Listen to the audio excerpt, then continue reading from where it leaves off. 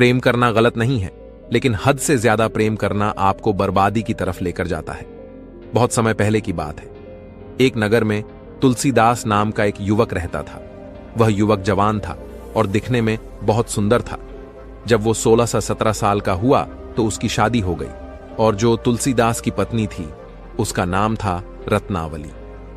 शादी हो जाने के बाद तुलसीदास अपनी पत्नी से बहुत ही ज्यादा प्रेम करने लगे थे। तुलसीदास दिन भर तो गायों को चराने जाता और जब घर पर लौट कर आता और घर पर अपनी पत्नी को नहीं पता तो वह चिंतित हो जाता और वह अपनी पत्नी को चारों तरफ ढूंढने लगता। और जब उसकी पत्नी उसे मिल जाती तभी उसको चैन आता था, नहीं तो वह परेशान ही रहता था। तुलसीदास दिन भर गाय चराते, लेकिन गायों को चराते चराते भी वह दिन में भी अपनी पत्नी को ही याद करते रहते थे। उनके बारे में उनके गांव के सभी लोग यही कहते थे कि तुलसीदास गाय चरावे, लेकिन दिन भर याद लुगाई की आवे। तुलसीदास का काम यही था कि वो सुबह से लेकर शाम तक गायों को जंगल में चराते थे और शाम हो जाने के बाद वो गायों को लेकर घर पर आ जाया करते थे। इसके अलावा तुलसीदास और कोई कार्य नहीं करते थे, जिससे उनके नगर में उनका ज्यादा मान सम्मान भी नहीं था। ऐसे ही एक दिन तुलसीदास की पत्नी उससे कहती है कि पतिदेव, तीजों का त्योहार बहुत नजदीक है और गांव गांव में झूले डल रहे हैं।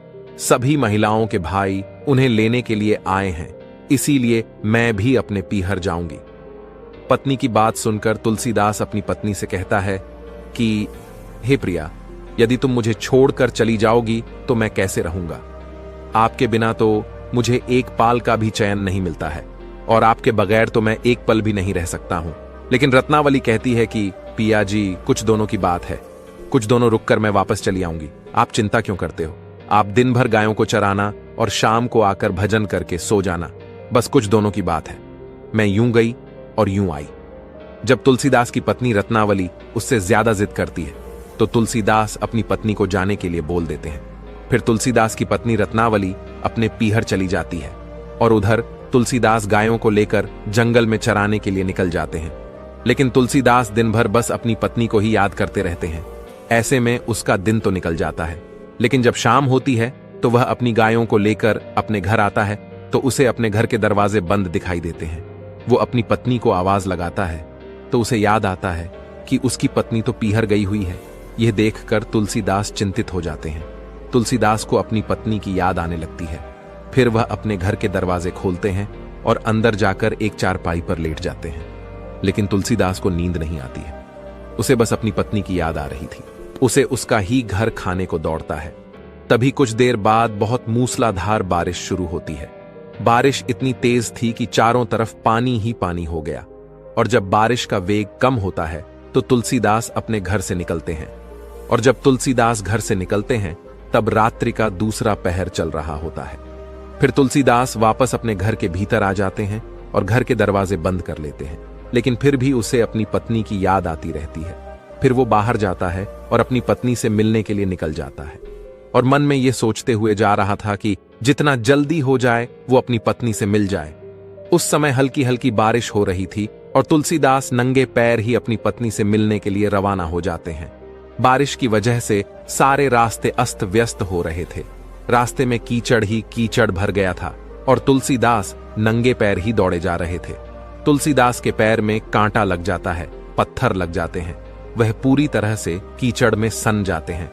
ऐसे ही तुलसीदास चलते चलते आधे रास्ते में पहुंच जाते हैं। आधे रास्ते में जब वो पहुंचते हैं तो तुलसीदास के सामने नदी आ जाती है। तेज बारिश होने की वजह से नदी अपने उफान पर थी। नदी में पानी का इतना तेज बहाव था कि मानो वो हर किसी को बहा कर ले जाए। तुलसीदास नदी के किनारे खड़े हो जाते हैं और सोचने लगते हैं कि इस नदी को पार करके मैं अपनी पत्नी तक कैसे पहुंचूंगा। लेकिन मुझे उसके पास पहुंचना बहुत जरूरी है और जब तक मैं अपनी पत्नी से नहीं मिलूंगा मुझे चैन की सांस नहीं मिलने वाली है। तुलसीदास नदी के किनारे खड़े होकर यही सोच रहे थे कि तभी तुलसीदास को नदी में एक नाव जैसी चीज बहती हुई दिखती है। वह बहती हुई चीज तुलसीदास की तरफ ही आ रही थी।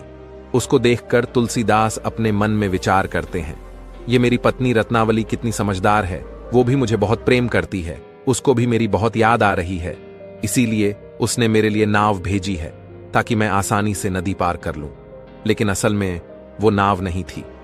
वो तो एक मुर्दा था जो पानी में बहता हुआ आ रहा था। अब तुलसीदास उस मुर्दे को नाव समझकर उस पर सवार हो जाते हैं। पानी के बहाव के साथ धीरे धीरे बहते हुए तुलसीदास नदी को पार कर लेते हैं।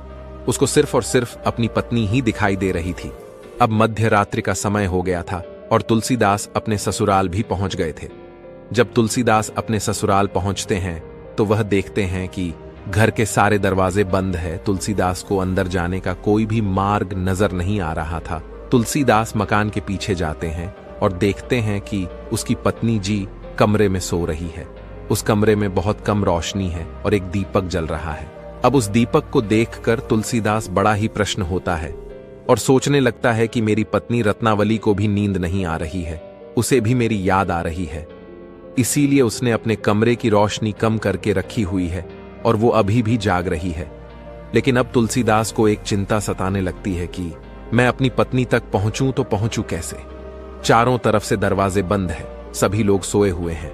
तभी तुलसीदास की नजर ऊपर से लटक रही एक मोटी वस्तु पर पड़ती है। उसे देखकर तुलसीदास बड़े प्रसन्न होते हैं और सोचते हैं कि मेरी पत्नी रत्नावली कितनी समझदार है। उसने मेरे ऊपर चढ़ने के लिए एक रस्सा लटका दिया है।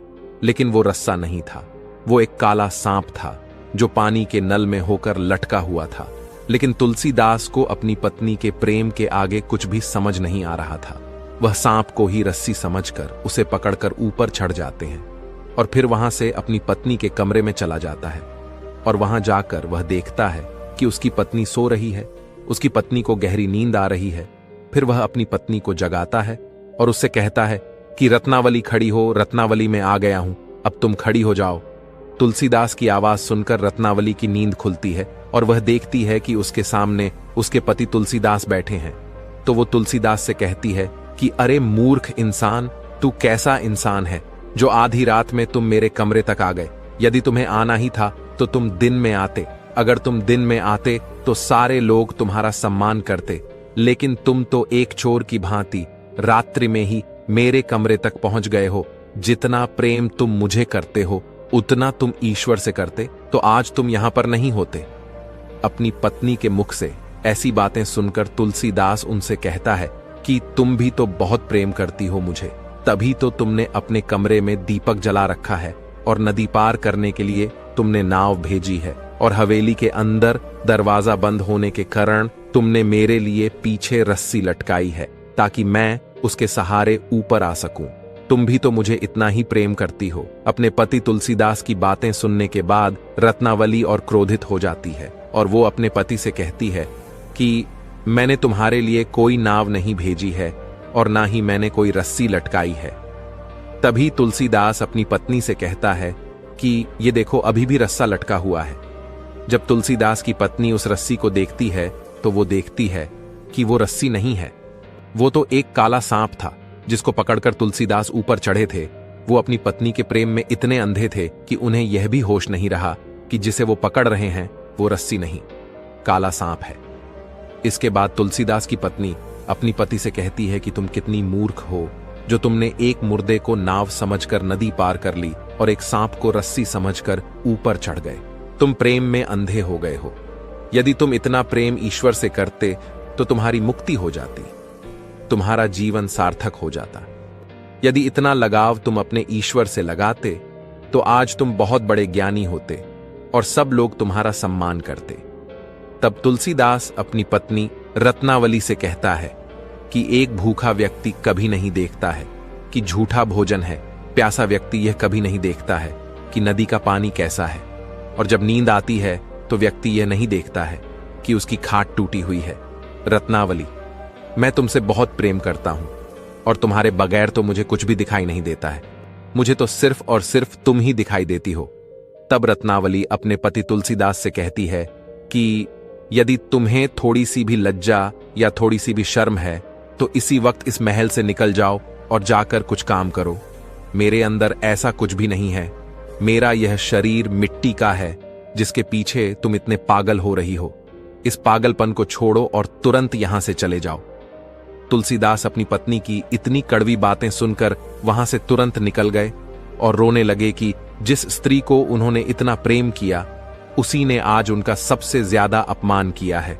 इसके बाद तुलसीदास वहां से सीधे जंगल में जाते हैं और जंगल में जाकर ध्यान साधना करते हैं, ईश्वर की भक्ति करते हैं और ईश्वर की भक्ति करते करते उन्हें ज्ञान की प्राप्ति हो जाती है और वह बहुत बड़े ज्ञानी व्यक्ति बन जाते हैं।